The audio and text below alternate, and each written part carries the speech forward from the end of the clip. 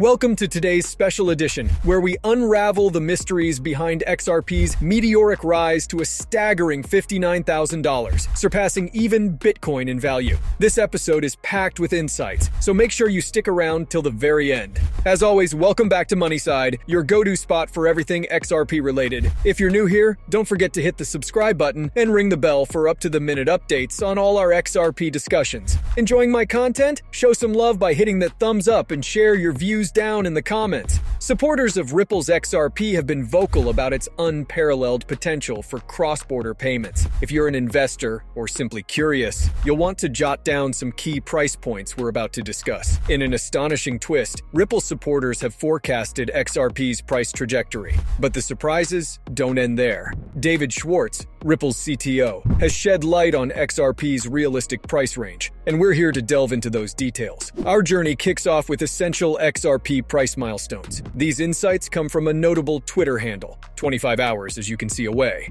While the account primarily advises marking XRP values on trading charts, predictions lack specific dates or times. This intrigued me. Had they indicated, for example, that XRP would touch $13.59 on July 12th, skepticism would be valid. But their strategy is different. They tie price hikes to specific events, making their predictions seem more grounded. Now, here's something crucial. Recent developments in the Ripple SEC lawsuit have confirmed that XRP isn't a security. Yet, the legal battle rages on. Many speculate an eventual settlement might conclude this saga. The possibility of a settlement remains on the table. It's logical to conclude that if this settlement concludes the Ripple SEC lawsuit favorably, XRP could see a substantial surge in value. Moving on to the next point, XRP's accessibility across exchanges. It's evident that most major exchanges, with a few exceptions, have relisted XRP. This includes giants like Coinbase and Binance. To be candid, the expected spike in XRP's value post-relisting wasn't as pronounced as many had hoped. The underlying reason?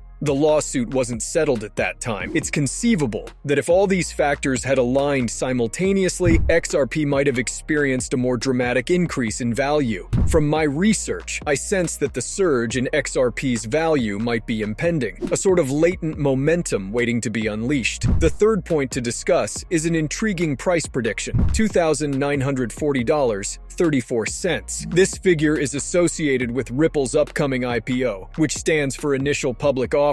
There's talk of major banks partnering with Ripple. Let's face it, with Ripple moving towards an IPO and more prominent institutions warming up to XRP, it's a scenario that makes sense. The XRP ledger could witness a substantial influx in value and market volume. Consequently, with increased demand and limited supply, we might see a forced appreciation in XRP's price. Even if individuals decide to sell, the overwhelming demand from financial institutions, upcoming IPOs, and potential banking partners will be hard to ignore. This collective demand could drive a notable surge in XRP's value. Let's also consider a sentiment expressed multiple times, highlighted by a tweet from David Schwartz. Banks are in favor of stable currencies. The financial world craves a digital asset that doesn't fluctuate wildly. Ensuring this stability might necessitate positioning XRP at a higher valuation. Even Arthur Brito, a co-founder of Ripple, echoes this sentiment. In a piece from June 3, 2023, Brito forecasted XRP's value could soar to $10,000,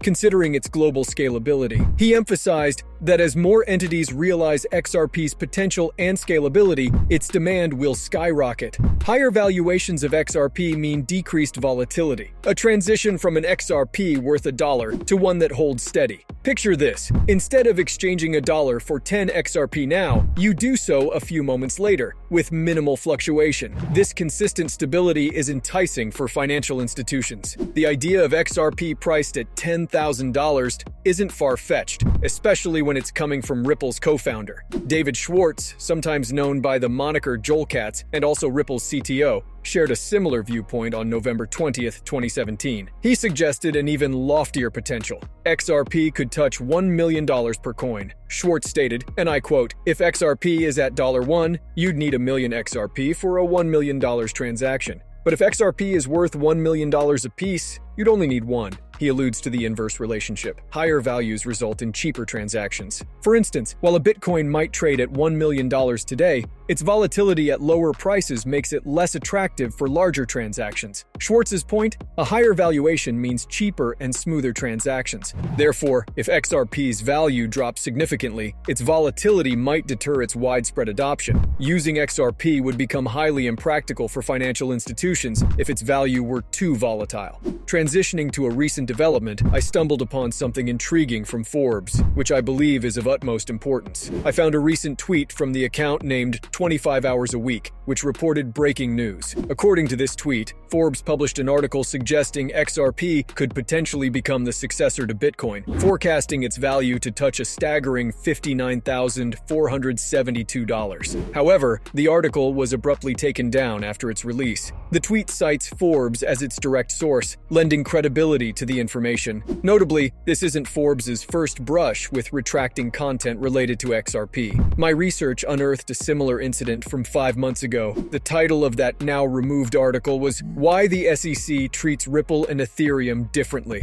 It seems Forbes has a precedent of pulling articles if they believe the content doesn't align with certain interests. Given this pattern, it's plausible that the recent report on XRP's potential value was legitimate, further solidifying the notion that XRP might just reach the ballpark of $60,000 per token. Before we delve deeper into how XRP's value might be intertwined with congressional interests and federal policy, and speaking of federal involvement, Rosario's role is hard to overlook. A former U.S. Treasury official, whose likeness graces the $100 bill, Rosario joined Ripple's board about a year ago. With her vast experience and influence, she's now a vocal proponent of Ripple. In fact, Rosario has often voiced her strong belief that Ripple and XRP are on an unstoppable trajectory. Recently, I stumbled upon a statement she made earlier this month that further reinforces her conviction. But before we delve into that, let's take a brief detour and revisit her rationale for supporting XRP through a quick clip. It has been in the headlines frequently, and for clarity, I'd like to remind everyone that I'm on the board of Ripple, and XRP is essentially the backbone of Ripple. Whenever I'm posed with the question, "Why did you decide to join Ripple's board?" my response is simple. I believe in the utility of XRP. It's not just a speculative asset or a mere store of value. Its primary function facilitates smoother cross-border transactions. It's what credible financial institutions rely on, especially for international transfers. Gone are the days where such transactions took days and drained dollars. With XRP, we're talking about mere seconds and cents. I'm convinced this is the future. Once again, it's the utility of XRP that sets it apart in the realm of crypto. Notably, her endorsement was voiced around the time XRP was deliberated upon as a security, on July 14th. But what stands out is how seamlessly Rosario's ties with Congress and the federal government intertwine with Ripple. It's hard to imagine a scenario where Ripple doesn't succeed, be it in its legal tussle with the SEC, its broader regulatory landscape, or any other facet integral to its growth. It's primed for success. Reflecting on this, Rosario once tweeted, "Now, who's boarding the train? Please remember, I am not a licensed financial advisor. The content presented in these videos is purely for entertainment purposes. I always encourage viewers to conduct their own research and consult with professionals before making any financial decisions." Thanks so much for tuning in. If you enjoyed the video, please give it a thumbs up and don't forget to hit the subscribe button. Also, make sure you turn on the notifications to be the first to know when I release new content. I'm excited to catch up with you in the upcoming video. Take care!